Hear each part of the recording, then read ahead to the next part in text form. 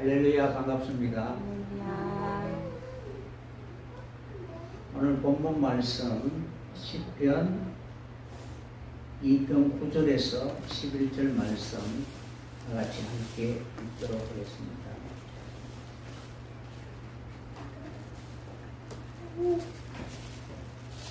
시편 2편 9절에서 12절까지 다 같이 함께 한 목소리로 합독하도록 하겠습니다.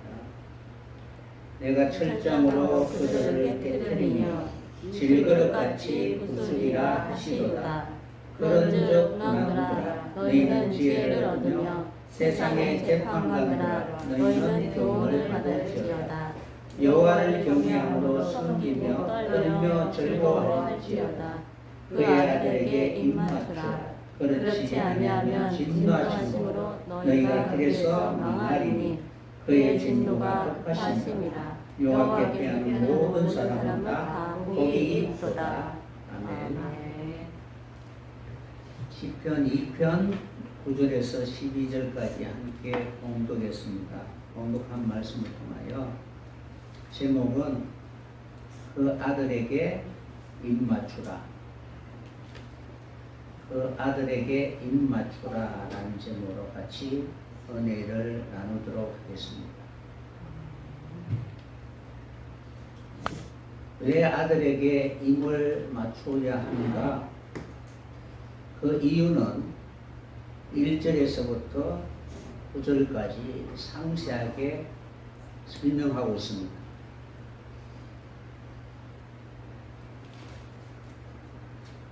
하나님의 기름 부은 자를 시온의 왕으로 세우기 전까지 세상의 모든 통치자들의 하는 일은 다 헛되고 헛된 일입니다. 그들이 수고하고 땀 흘려 열심히 일을 하지만 그들의 손에 쥐어지는 것은 아무것도 없습니다. 그들은 철저히 무지하고 그리고 미래를 바라볼 수 있는 안목이 없으므로 당장 눈앞의 이익이나 자기의 만족을 위해 살아가는 어리석은 자들입니다. 그러므로 그들이 그 결국을 깨닫기 전까지는 결코 자기들이 하는 일이 잘못되리라고 생각하는 사람들은 한 사람도 없습니다. 그러나 그들이 마지막 인생의 모든 삶을 다 살고 난 뒤후 자신에게 지금까지 살아온 모든 삶의 결과가 아무것도 없이 바람만 잡으려고 쫓아온 그런 삶이라면 얼마나 허무하겠습니까? 그래서 하나님께서는 그들의 생각이 얼마나 헛되고 헛된가를 기름 부은 자를 시온에 세우시고 그를 통하여 하나님이 하시는 일이 무엇인가를 분명하게 드러내게 될 때에 모든 사람들은 진실로 사람에게 진정한 기쁨과 즐거움이 무엇인가를 소망하고 그것을 향하여 달려갈 수 있는 그런 지혜를 얻게 될 것입니다. 그러므로 오늘 말씀은 시온에 왕을 세우시는 그 일이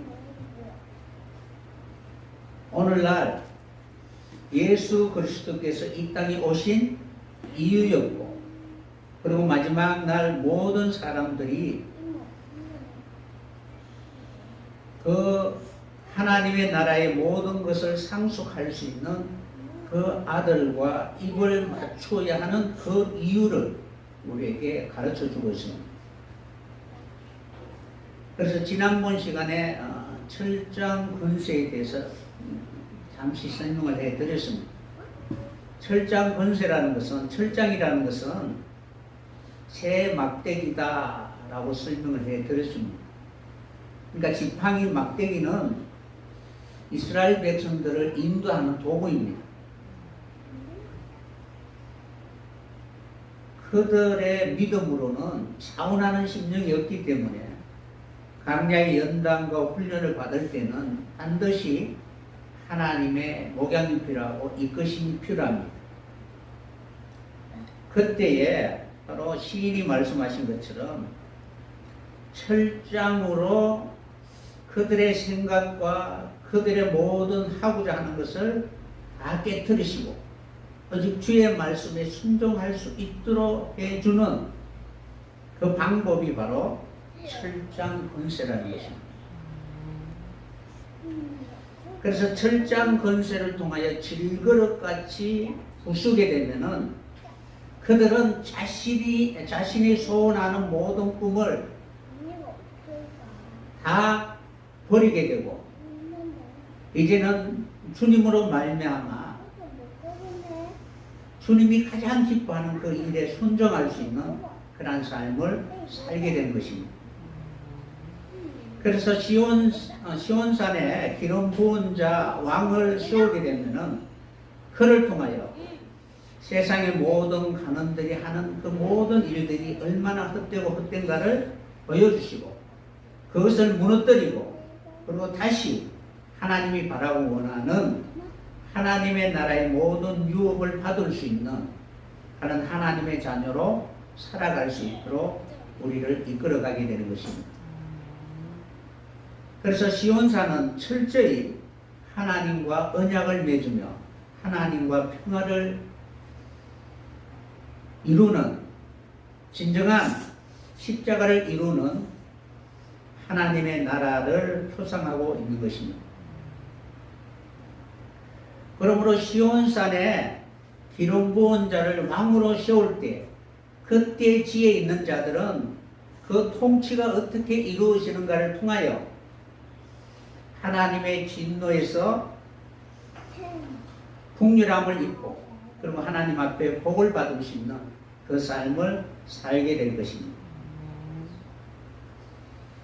그런즉 군왕들아 너희는 지혜를 얻으며 세상의 관원들아 통치자들아 교훈을 받을지어다라고 이렇게 기록하고 있습니다. 그러니까 시온에 하나님이 왕을 세우고 그 왕이 통치하시고 하나님의 역사를 이루는 것을 통하여 너희는 지혜를 얻으라라고 이렇게 말씀하고 있습니다. 우리가 살아가면서 세상의 여러 가지 상황이나 환경에 따라서 분주합니다. 마치 멸망이 오는 것처럼 재앙이 자신에게 임하는 것처럼 정신을 못 차리는 그런 가운데 있습니다. 세상 사람들이 다 그러하다는 것입니다. 그러나 시온의 처소는 완연한 처소로서 결코 흔들리지 않는 하나님의 통치가 이루어짐으로 말미암아 비바람이 분다 할지라도 바다가 흉흉하여 뛰어논다 할지라도 결코 거기에 요동하지 않는 진정한 마음의 평안을 누리며 살아갈 수 있는 하나님의 나라가 그들에게 임한 것입니다. 그러므로 이러한 일들이 이루어지게 될 때에 세상의 임금들과 통치자들은 이 시온산에서 행하는 모든 일을 통하여 지혜를 얻으라라고 말씀하고 있습니다. 여기서 지혜라는 것은 사칼이라는 단어를 사용하는데 원어에는 하쉐 히루라는 단어를 씁니다.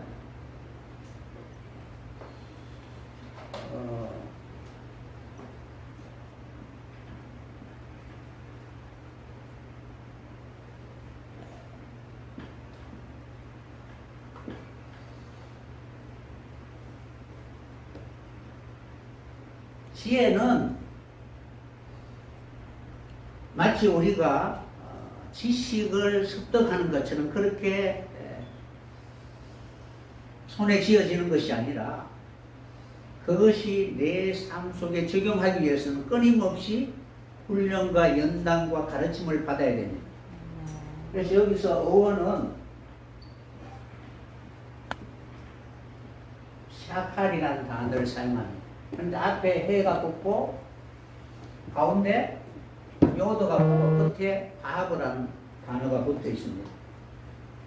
그러니까 사카를 이것을 이루기 위하여 한 말씀 한 말씀 이루게 될 때에 그것이 우리의 삶 속에 진정한 가르침이 되게 되는 것입니다.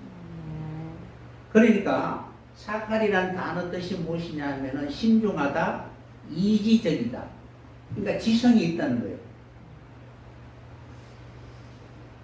그래서 그것을 통하여 가르침을 통해서 이해하다라는 뜻을 가지고 있습니다.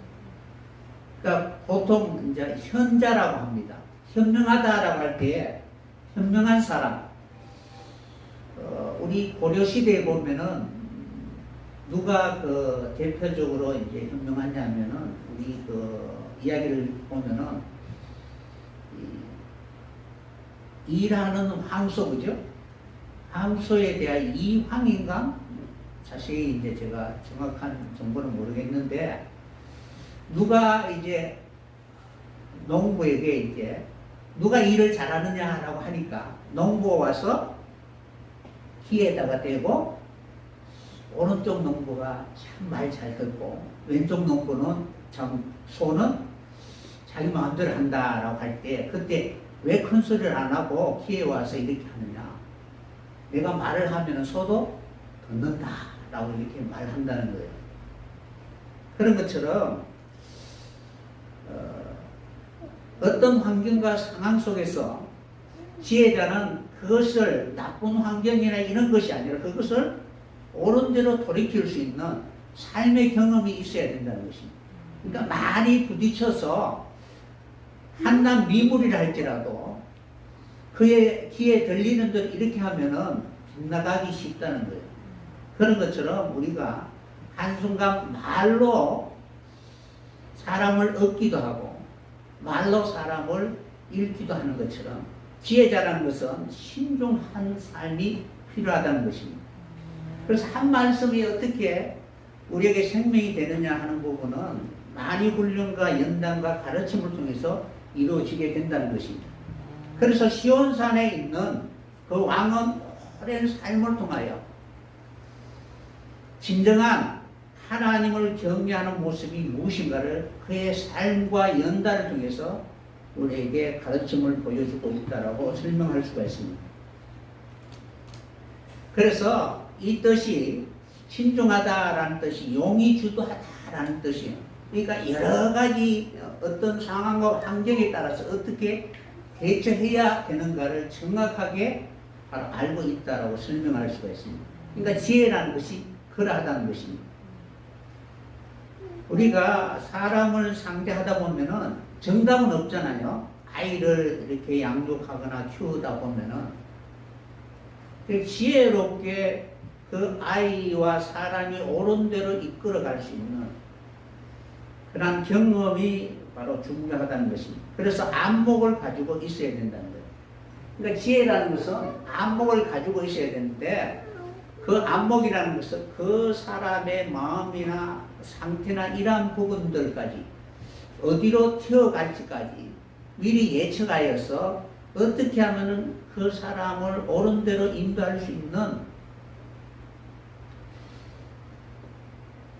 길인지를 깊이 이해하고 그리고 여러 가지 안목을 가지고 그에게 바로 오래 참음으로 다가가는 것이 바로 지혜다라고 할 수가 있습니다. 그래서 이 샤칼이라는 단어는 우리의 지성, 이지력과 관계가 있다는 거예요.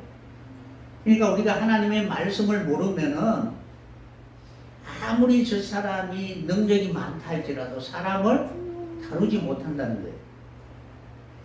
그런 것처럼 세상의 왕은 하나님에 대한 지혜가 없음으로 말미암아 세상 지혜로 다스리니까 세상의 지혜는 철저히 힘의 논리로 관계를 맺기 때문에 진정한 하나님의 형상으로 지음을 받은 사람의 그 영혼의 본질과는 전혀 다루는 방법이 다르다는 사실입니다.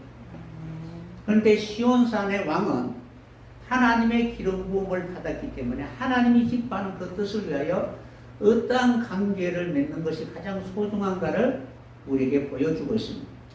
그래서 하나님과는 언약의 관계고 사람과의 관계는 사람으로서 평화를 이룰 수 있는 그러한 살롬이 되어야 되는 것입니다.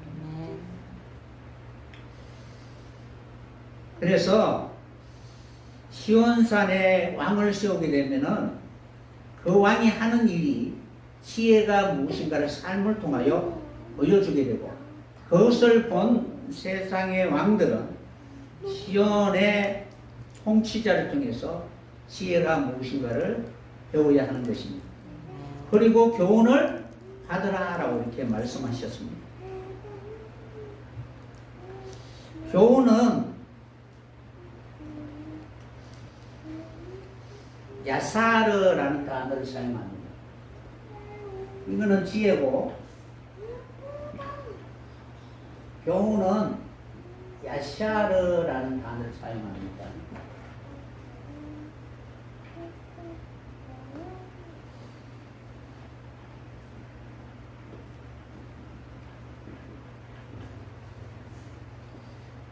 지혜와 교훈을 받으라라고 이렇게 말씀하고 있습니다. 그러니까 시온산의 통치를 통하여 하나님의 나라가 임한 진정한 이 땅에 하나님이 기뻐하는 그 나라를 세우기 위해서는 지혜와 교훈으로 날마다 자기 자신을 돌아보아야 하는 것입니다. 이 야사르라는 단어는 징계하다, 교육하다, 견책하다, 단련하다, 훈련하다라는 뜻을 가지고 있습니다. 그러니까 하나님의 말씀의 교훈을 받으면 반드시 우리는 그 말씀을 통하여 징계를 받게 되었습니다. 그러니까 십자가가 무엇인가를 분명하게 인식하게 되는 것입니다. 그래야만이 하나님을 경외하고 섬기고 즐거워하게 될 것입니다. 그런즉 세상에 있는 모든 통치자들, 그러니까 세상은 무엇이에요? 사람이지요. 그러니까 여러분을 다스리는 사람은 누구예요? 여러분이잖아요. 누가 여러분을 대신 다스리는 것에 대해서 어떤 생각을 가져요? 결코 받아들이지 않습니다. 그러므로 여러분이 지금까지 여러분을 다스리는 그 방법이 세상 영으로 말미암아 다스림을 받았다는 것입니다.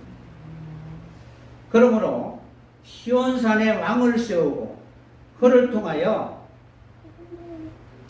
하나님이 어떻게 하나님의 나라를 세워가는가를 우리에게 보여주실 때에 그때 우리는 그 말씀을 잘 듣고 지혜를 배워야 될 것입니다. 그래야만이 하나님을 경외함으로 섬기고 즐거워하게 될 것입니다. 그러므로 지금까지 나를 다스리고 통치한 그 정체가 누구인가를 1절부터 9절까지 상세하게 설명하고 있습니다. 열방이 누구냐 하면은 각기 자기의 소견대로 살아가는 모든 인생이 열방입니다. 그들이 지금까지 열심히 애쓰고 수고한 모든 일들이 다 헛사가 될 것입니다. 만약에 내가 하는 일이 마지막에 아무것도 이룰 수 없는 헛된 것이다 라고 누가 이야기한다면 분명히 우리는 분노할 것입니다. 그런 일을 하지 말라고 하면 누구나 다 그런 생각을 가지고 있을 것입니다. 누구나 다 자신은 성공하리라고 생각합니다.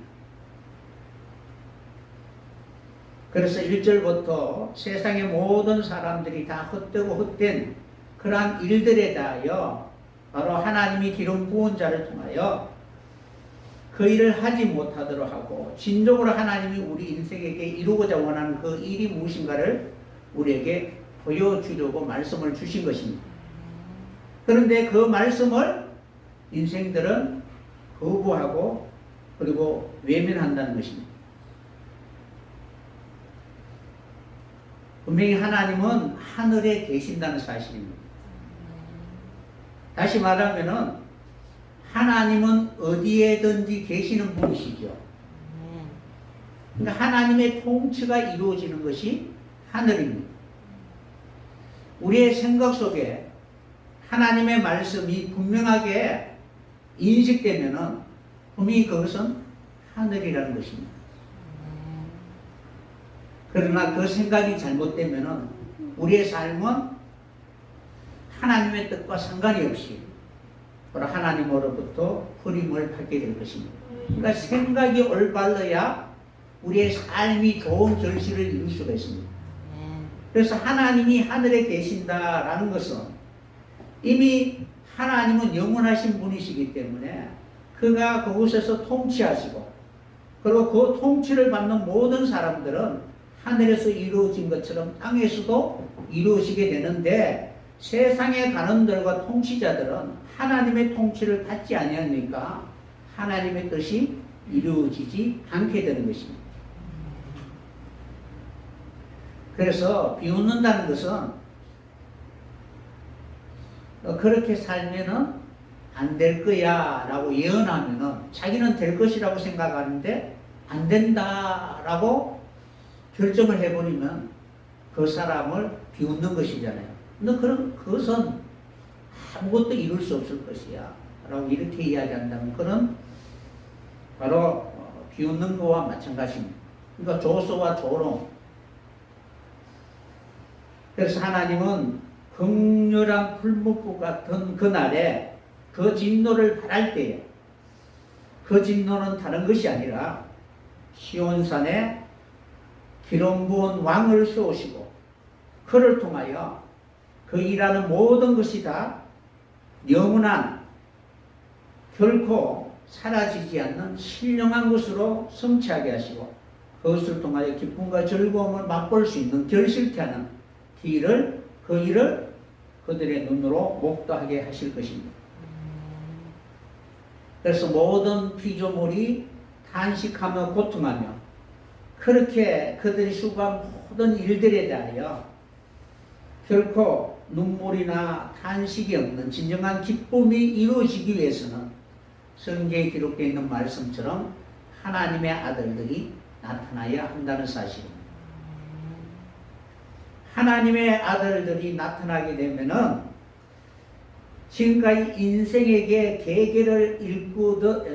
계계를 꾸면서 인생으로 하여금 그들의 모든 삶이 헛되게 하는 세상의 모든 영들의 그 하는 일을 마치 질거릇과 같이 깨뜨리게 하시며 그 권세는 바로 땅끝까지 이르게 되고 하나님의 나라는 굳게 세워지게 될 것입니다. 이러한 하나님의 약속이 예루살렘에 전하게 되고 그리고 시온산에서 그것을 성취하게 될 것을 우리에게 약속해 주신 것입니다. 그러니까 열방이 제 아무리 하나님의 법이 아니라고 소동을 일으켜 대적한다 할지라도 그들의 모든 계획은 헛되게 될 것입니다. 진정한 하나님이 세우시는 하늘의 뜻은 시온의 기름 부은 왕을 통하여 진정한 인생들에게 기쁨의 소식이 무엇인가를 우리에게 보여주게 될 것입니다. 단지 말씀을 통해서 이렇게 전하는 것이 아니라 시온산이 세워지게 되면 하나님의 통치가 이루어지게 됨으로 말미암아 사람들이 진정으로 꿈꾸는 그 복이 무엇인가를 하나하나 이루어가는 것을 바로 친히 증거로 나타내 보이실 것입니다. 그래서 그들에게 철장 권세를 통하여 다시는 괴롭게 할 수 없는 사망 권세를 다스릴 수 있는 그러한 능력을 시온 백성에게 바로 하나님은 주실 것을 약속해 주신 것입니다. 그래서 시편 115편 3절에 보면은 오직 우리 하나님은 하늘 보좌에 계셔서 원하시는 모든 것을 행하셨다라고 이렇게 기록되어 있습니다.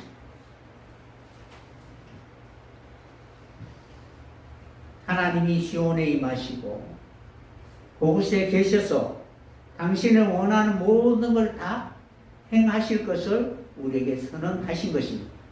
그래서 하나님이 시온에 임하시는 것입니다. 이러한 뜻을 행할 수 있는 왕을 시온에 세우시고 그 왕이 바로 오늘날 내가 아들을 낳았다라고 말씀하신 메시아를 이 땅에 보내주신 목적이고, 그리고 마지막 이 시온 백성에게 철장 권세를 통하여 진정한 하나님의 나라가 어떠한가를 우리에게 친히 보여주실 성령의 그런 사역이 될 것입니다. 그러므로 이러한 일들이 일어나게 될 때에 같은 마음으로 함께 그 일에 참여하는 자가 지혜로운 자요, 그리고 그들의 삶이 끊임없이 하나님의 은혜와 진리로 자유를 누리게 될 것입니다. 진정한 자유가 하나님이 시온산에 왕을 세우시고 그때로부터 그가 하는 모든 일을 통하여 사단이 일으키는 그러한 단절과 고통과 그리고 폐역, 그리고 전쟁과 다툼을 끝내게 하시고 진정한 평화를 이루게 될 것입니다. 이때에 바로 그 시온산을 바라보며 그가 이루시는 모든 일을 통하여 하나님을 경외하는 법을 배우게 되고 그리고 즐거워하게 될 것입니다. 10절에 보면은 군왕들아 너희는 지혜를 얻으며 세상에 가는들아 너희는 교훈을 받을지라. 그리고 지혜를 배우고 교훈을 받게 되면 그들은 진심으로 하나님을 경외함으로 섬기고 떨며 즐거워하게 될 것입니다. 여기에서 2장 11절에 하나님을 경외함으로 섬기고 떨며 즐거워할지다. 그러니까 시온의 왕이 통치자로 세우게 되면 가장 먼저 하나님을 경외하는 법을 회복하게 되는 것입니다. 그 왕이 하는 모든 일들은 예배를 통하여 가장 먼저 하나님이 받음직한 그런 관계를 회복하게 되는 것입니다. 하나님을 경외하기 위해서는 가장 먼저 하는 일이 무엇이냐면은 예배의 회복이라는 것입니다. 하나님을 경외함으로 말미암아 그를 섬기는 것이 무엇인가를 분명히 깨닫게 될 것입니다. 여기에서 섬긴다라는 단어가 어떤 단어냐면은 아바드라는 단어를 사용합니다. 하나님을 경외하면은 어떤 삶이 우리에게 바로 나타나느냐 하면은 하나님을 경외하면은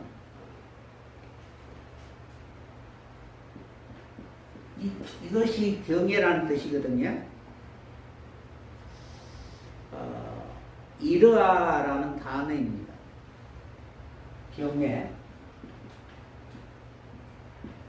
경외하게 되면 하나님을 경외하게 되면은 섬기게 되는 것입니다. 그러니까 경외하기 위해서는 경외하는 것이 무엇인가를 배워야 되겠죠. 이것이 라라는 단어가 보다라는 뜻이에요. 그러니까 우리의 그 마음의 눈, 영안으로 볼 줄 아는 그런 눈이 있어야 된다는 거예요. 그러니까 앞에 시온산의 왕을 세우게 되면은 그의 통치를 통하여 가르침을 받고 배우게 되면은 하나님을 경외하는 것이 무엇인가를 알게 되는 거예요. 경외하게 되면은 한 말씀 한 말씀이 우리로 하여금 세상에서 하나님께로 이끌어가는 모든 과정이라는 사실을 깨닫게 될 것입니다.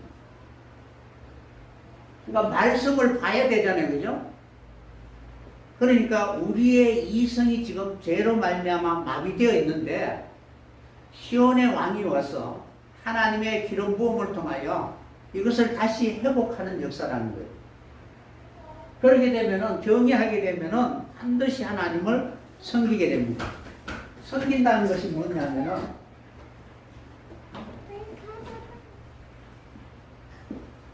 아바드라는 단어를 사용합니다. 근데 본문에는 뒤에 이제 다부라는 단어가 있습니다. 이베두라는 단어를 사용하는데 여기에서 이제 어원이 아바드라는 단어입니다. 섬긴다는 단어가 아바드라는 단어인데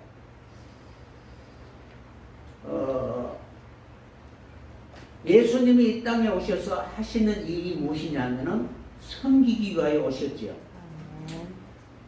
그래서 섬기는 일을 다 이루시고 난 뒤에 예수님이 하신 말씀이 무엇이냐면은 하나님 내게 하라고 하신 일 말씀을 내가 다 이루었다라고 말씀하신 것입니다. 그러니까 이 섬김을 내가 다 이루었다라는 뜻이에요. 그러니까 우리의 섬김이 섬기다가 마음에 들지 않는다고 대적하고 떠나는 것이 아니라 죽기까지 어떻게 복종하는 삶을 살아야 되는 것입니다. 그래서 섬김을 다 이루어야 되는 거예요. 그래서 아바드라는 단어는 일하다, 경작하다. 우리가 여러분들이 많이 하나님이 동방의 에덴을 창설하시고 거기에 아담을 두사 그 에덴을 다스리고 지키게 하셨다라고 기록되어 있잖아요. 그죠? 그 에덴을 다스릴 수 있는 사람으로 아담을 창조하시고 그곳에 보내신 거예요. 그래서 창세기 2장 15절에 보면은 하나님이 에덴 동산에 아담을 두시고 다스리고 지키겠다. 다스리다라는 단어가 아바드라는 단어예요. 이 아바드라는 단이 일하다, 경작하다라는 뜻도 있고 종이다라는 뜻을 가지고 있습니다. 그러니까 하나님의 말씀을 받고 그 말씀대로 충실하게 순종하는 그런 삶을 살아야 되는 거예요. 그러니까 시온의 기름 부은 자를 통해서 하나님 보여주시고자 하는 뜻이 무엇이냐면 하나님을 섬기는 것이 무엇인가를 우리에게 보여준다는 것입니다. 그래서 이 아바드라는 단어는 일하다, 봉사하다, 경작하다, 노예가 되다, 종이라는 뜻을 가지고 있습니다. 그래서 그가 하는 일이 무엇이냐면은 행하다, 만들다, 준비하다, 지킨다라는 뜻을 가지고 있습니다. 그래서 하나님은 아담을 통하여 하나님의 나라를 낙원, 하나님의 평화가 이룰 수 있는 그 나라를 다스릴 수 있도록 섬길 수 있도록 아담을 그곳에 두셨는데 뱀의 미혹으로 말미암아 그 관계가 실패하고 만 것입니다. 창세기 2장 5절에 보면은 하나님이 이 땅에 비를 내리지 않고 안개만 자욱해 했잖아요. 그 이유는 경작할 사람이 없음으로 말미암아 그렇게 되었다라고 이렇게 기록되어 있는데 창세기 2장 5절에 경작할이라는 단어가 아바드라는 단어. 그러니까 경작하는 것은 자기 마음대로 경작하는 것이 아니라 나는 종의 입장이라는 사실을 항상 인식해야 되는 것입니다. 하나님이 나를 부르신다. 나는 인식으로 살아가야 되는 것입니다. 그래서 하나님은 하나님의 나라, 하나님이 창조하신 그 나라를 경작할 수 있는 그 사람으로 아담을 창조하신 것입니다. 그러면 아담은 항상 자신의 위치가 만물의 영장이라고 생각해서 자기 위에는 아무것도 없다라고 생각하는 순간 그는 하나님의 나라를 자기 마음대로 다스리려고 할 것입니다. 우리는 항상 하나님 앞에 충성된 정인으로, 종으로, 아들로 살아가야 할 것입니다. 그래서 하나님은 이렇게 경작할 수 있는 하나님의 나라, 하나님 이미 하나님의 나라를 어떻게 통치하고 다스릴 것인가를 말씀을 통하여 우리에게 다 선언하셨습니다. 그러므로 그 말씀을 통하여 우리가 하나하나 이루어갈 때마다 우리는 진정으로 하나님 앞에 섬기는 자, 하나님의 나라를 이룰 수 있는 그 이름이 우리에게 바로 주어지게 될 것입니다. 그래서 여러분들이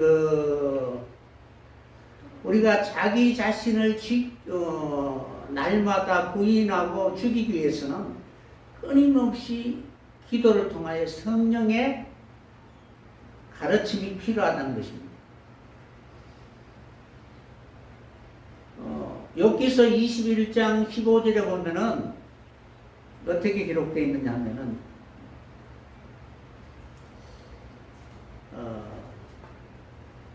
하나님을 부인하는 사람들이 어떤 사고를 가지고 있느냐 하면은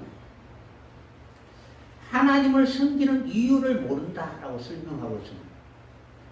왜 우리가 하나님의 말씀에 순종해야 되고 그를 섬겨야 하는가에 대하여 내 마음대로 살고자 하는데 하나님 그것을 자꾸 막으시는 거예요.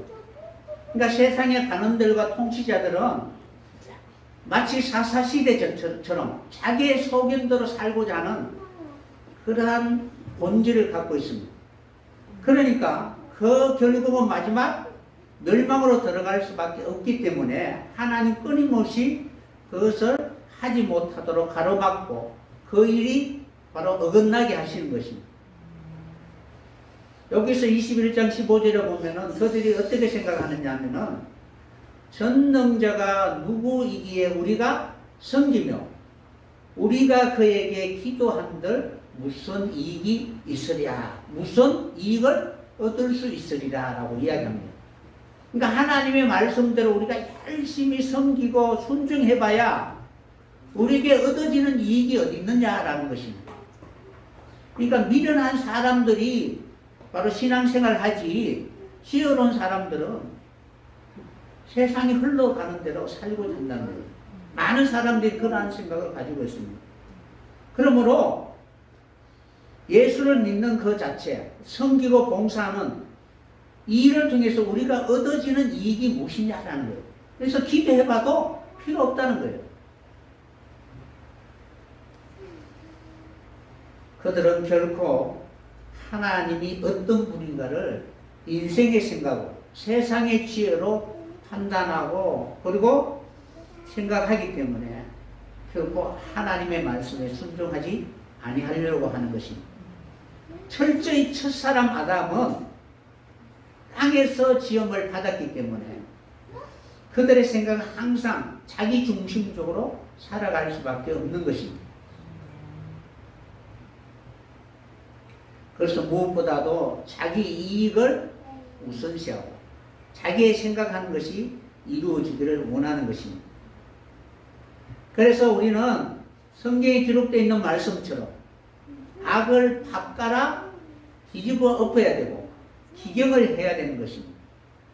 잠언서 12장 11절을 보면은 자기 토지를 경작하는 자는 먹을 것이 많거니와 방탕한 것을 따르는 자는 지혜가 없다라고 기록되어 있습니다. 여기서 자기 토지라는 것은 무엇이냐 하면은 아담아라는 단어를 사용합니다. 그러니까 첫사람 아담, 그러한 본질을 십자가를 통하여 경작하지 않으면 아바드, 그러니까 일하고 기경하고 섬기고 순종하고 종과 같이 철저히 하나님의 말씀대로 자기를 부인하지 않으면은 결국 그들은 미련한 자입니다. 그래서 우리는 근본된 토지를 갈고 날마다 하나님 앞에 순종할 수 있는 시온의 법이 우리의 영혼과 삶 속에 세워져야 할 것입니다. 그래야만이 진정으로 우리는 하나님이 바라고 원하는 하나님을 경외하는 자라는 증거를 받게 되고 그것을 통하여 우리는 진정으로 우리가 섬기고 하는 모든 일에 대하여 기쁨과 감사한 그러한 삶을 살아가게 될 것입니다. 그래서 이스라엘 백성들은 첫사람 아담의 그러한 혈통을 따라 태어난 모든 사람들에게 그들의 수고가 헛되지 않도록 하나님의 기름 부음 받은 자를 이 땅에 보내주실 것을 약속하셨고 시대마다 선지자를 통하여 돌이킬 것을 우리에게 말씀해 주신 것입니다. 그래서 이사야 14장 1절에 보면은 어떻게 기록되어 있느냐 하면 여호와께서 야곱을 긍휼히 여기시며 이스라엘을 다시 택하여 자기 고토에 두시려니 나그네 된 자가 야곱 족속에게 가입되어 그들과 연합할 것이며 민족들이 그들을 데리고 그들의 본토에 돌아오리니 이스라엘 족속이 여호와의 땅에서 그들을 얻어 노비를 삼겠고 종 삼겠고 전에 자기를 사로잡던 자를 사로잡고 자기를 압제하던 자를 주관하리라. 14장 3절 여호와께서 너를 슬픔과 공고와 및 너의 수고하는 고역에서 놓으시고 안식을 주시는 날에 진정으로 우리는 그동안 십자가를 통하여 자기를 부인하는 모든 사람들에게 진정한 주님의 통치가 이루어지는 그 안식의 날에 어느 누구도 꿈꿀 수 없는 하늘의 진정한 그런 축복이 무엇인가를 우리의 입술을 통하여 감사하며 찬양하게 될 것입니다. 종이라는 단어가 나쁜 단어가 아니라는 거예요. 그러니까 사단에게 죄의 종이 되느냐 하나님께 종이 되느냐라는 것입니다. 그래서 그날에 야곱을 하나님 긍휼히 여겨서 그 야곱 족속에 가입되는 모든 사람을 종 삼겠다는 거죠. 그러니까 내가 마음대로 부리는 종이 아니라 노비가 아니라 하나님의 말씀에 순종하는 그러한 종이 되게 하실 것을 우리에게 약속해 주신 것입니다. 그것이 진정으로 우리가 하나님 앞에 메인받아 하나님이 우리에게 이루고자 원하는 그 뜻을 이룰 수 있는 경외하는 자가 되게 될 것입니다. 그래서 하나님은 마지막 말일에 만군의 여호와가 정한 날에 그들로 나의 특별 소유를 삼아서 마치 사람이 자기를 섬기는 아들을 아낀 같이 내가 그들을 아끼리니 그때에 너희는 돌아와서 의인과 악인이며 하나님을 섬기는 자와 섬기지 아니한 자를 분별할 것을 하나님은 우리에게 분명하게 말씀을 통하여 안식하는 날에 진정으로 그 사람이 어떠한 삶을 살았는가를 우리에게 나타내 보여주게 될 것입니다. 어쨌든 우리가 바로 그 아들에게 입을 맞추기 위해서는 먼저 내 생각대로 살아왔던 모든 것을 시온산의 통치를 통하여 다 버리고 진정으로 하나님이 바라고 원하는 하나님을 섬기는 자라고 일컬음을 받을 수 있는 그러한 증거가 있어야 될 것입니다. 진정으로 우리는 하나님을 경외하는 것이 우리가 하나님의 나라의 열매를 위하여 수고하고 애쓰는 모든 것에 근원이 된다는 사실을 항상 잊지 말아야 될 것입니다. 그러니까 이지에는 하나님의 나라에 결실할 수 있는 바로 씨앗이 되고 근원이 되어야 된다는 것입니다. 그러니까 아들과 함께 그 사역에 동참하지 못하면은 우리에게는 결코 하나님의 나라의 어떠한 결실도 우리에게 주어지지 않는다는 사실입니다. 그래서 하나님은 마지막 날 하나님이 우리에게 무엇을 원하시느냐 하면은 제물이나 번제나 예물이나 이런 것을 원하는 것이 아니라 하나님이 우리에게 무엇을 원하느냐 하면은 수고를 섬기며 하나님 앞에 종이 될 수 있는, 그러니까 하나님의 말씀에 철저히 순종할 수 있는 그런 사람들이 되어야 될 것입니다. 누구로부터 우리는 이런 종이라는 섬김에 대해서 우리는 철저히 관계없는 사람입니다. 남을 이렇게 섬기려고 하는 본성이 아니라 섬김을 받으려고 하는 그런 체질을 가지고 있습니다. 심지어 하나님도 내가 원하는 대로 내게 무엇인가는 주시기를 바라고 원하는 그러한 마음을 가지고 있습니다.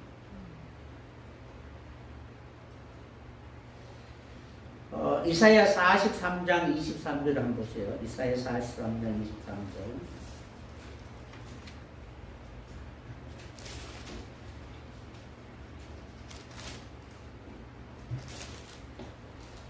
이사야 43장 23절. 내 번제 양을 내게로 가져오지 아니하였고 내 제물로 나를 공격하지 아니하였느니라.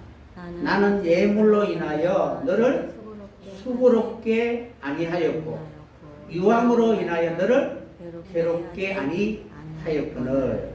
너는 나를 위하여 돈으로 향품을 사지 아니하고 희생의 기름으로 나를 흡족해 아니하고 내 죄짐으로 나를 수고롭게 하며 내 죄악으로 나를 괴롭게 하였느니라. 그러니까 인생은 어떤 마음을 가지고 있느냐는 진정한 하나님과의 그 관계 속에서 내 수고가 내 섬김이 하나님 앞에 진실하게 되기 위해서 마음과 뜻과 정성을 다하여야 함에도 불구하고 그렇게 수고하지 않고 마치 거래하듯이 그런 모습으로 하나님을 대한다는 것입니다. 분명히 우리의 섬김이 하나님 앞에 충성됨이 되어야 되잖아요. 그런데 하나님은 무엇보다도 우리에게 하나님 앞에 제물을 많이 바치라고 그렇게 우리를 힘들고 어렵게 하지 않았다는 것입니다. 그런데 마치 우리는 하나님 앞에 무엇인가를 바치기 위해서 내 인생을 허비했다라고 생각하고 내가 애쓰고 수고한 이 모든 것을 통해서 수고한 이것을 마치 하나님 앞에 드리는 하나님 그것을 원한다라고 이렇게 생각하기 쉽습니다. 그러나 하나님은 결코 우리를 그렇게 괴롭게 하지 아니하였다는 것입니다. 그런데 인생은 마치 내가 힘들고 어렵게 해서 하나님 앞에 드리는 그 일, 이것이 하나님이 우리에게 원하는 것이다 라고 잘못 판단하고 있습니다. 그래서 기쁜 마음이나 즐거움이나 이런 것으로 하나님을 공격하지 않고 나지 못해서 하게 되는 것입니다. 그래서 자원하는 마음이 없으면 하나님 앞에 흡족하게 드리지 않고 향품으로 바치지 않았습니다. 마치 이것이 하나님이 나를 기쁘게 받으시는 것처럼 잘못 오해하고 있었던 것입니다. 그럼에도 불구하고 우리가 여전히 죄의 짐을 지고 있으면서 그것을 인생의 힘으로는 결코 벗을 수 없음을 하나님은 너무나 잘 알고 계신다는 것입니다. 24절 보세요. 내 죄의 짐으로, 그러니까 우리가 진 짐으로 하나님을 날마다 수고롭게 하였다는 것입니다. 그러니까 그것을 하나님 우리에게 어떻게 벗기게 하시기 위하여 지금까지 오랜 세월 동안 참고 인내하면서 수고롭게 그렇게 하나님은 사역을 감당하고 계시는 것입니다. 하나님은 어찌하든지 하나님의 나라의 영혼이 우리와 함께 살기 위해서 우리의 죄의 짐을 벗기기를 간절히 원하고 계시는 것입니다.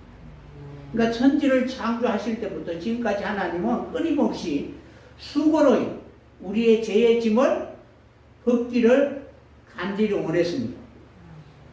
그럼에도 불구하고 하나님의 그 마음을 알지 못하고 오히려 하나님을 괴롭게 하였다는 것입니다. 나를 수고롭게 하였으며 내 죄악으로 나를 괴롭게 하였느니라. 그러니까 하나님이 벌써 주려고 하는데 인생은 헛지 아니하려고 하는 것입니다. 그럼에도 불구하고 25절에 보면 나는 나를 위하여 내 허물을 호말하는 자니 내 죄를 기억지 아니하리라. 하나님 반드시 하나님 자신을 위하여 우리의 모든 허물을 깨끗하게 씻어 주실 것을 맹세하신 것입니다. 그래서 그것을 통하여 진정으로 하나님의 마음을 이해하게 되면은 우리는 하나님이 마치 종이 되어서 우리를 섬기고 그리고 우리가 이러한 죄의 모든 그러한 짐을 다 벗게 하시기까지 우리를 섬겨 주심으로 말미암아 하나님의 나라의 아들이 될 수 있는 그 권세를 허락해 주신 것입니다. 그러므로 이러한 은혜를 받은 하나님의 통치를 받은 기름 부음 받은 하나님의 아들들이라면은 이제 하나님 이 땅에 다 무너졌던 예루살렘과 같은 이것을 다시 회복하기 위하여 우리도 동일하게 하나님을 섬기는 자로 살아가야 한다는 사실입니다. 그것이 시온산에 기름 부은 왕을 씌우신 목적이고 그리고 아들과 함께 그 일에 함께 참여하는 그런 진정한 정인의 삶이 바로 되어야 될 것입니다. 두렵고 떨리는 마음으로 우리의 마음속에 항상 그런 마음으로 하나님을 기쁘게 해드릴 수 있는 그런 모습으로 살아가야 할 것입니다. 하늘에 계신 우리 아버지여라고 단지 기도할 것이 아니라 하나님이 나를 다스리고 나를 통하여 이러한 섬김의 삶을 원하고 계신다는 사실을 꼭 기억하시고 매일매일 그런 마음으로 하나님 앞에 나아갈 수 있는 귀한 믿음의 사람이 되었으면 합니다. 오늘도 이러한 시온산이 씌워지고 곳에 기름 부음을 받은 자를 통하여 섬기는 그런 하나님의 나라가 된다면 우리는 잃어버린 에덴을 회복하여 진정한 기쁨과 즐거움으로 영원토록 하나님을 찬양할 수 있는 그런 철저한 권세를 가지고 사망을 다스리게 될 것입니다. 이러한 축복을 늘 누리며 살아갈 수 있는 그런 성도 되시기를 예수님의 이름으로 간절히 축원합니다.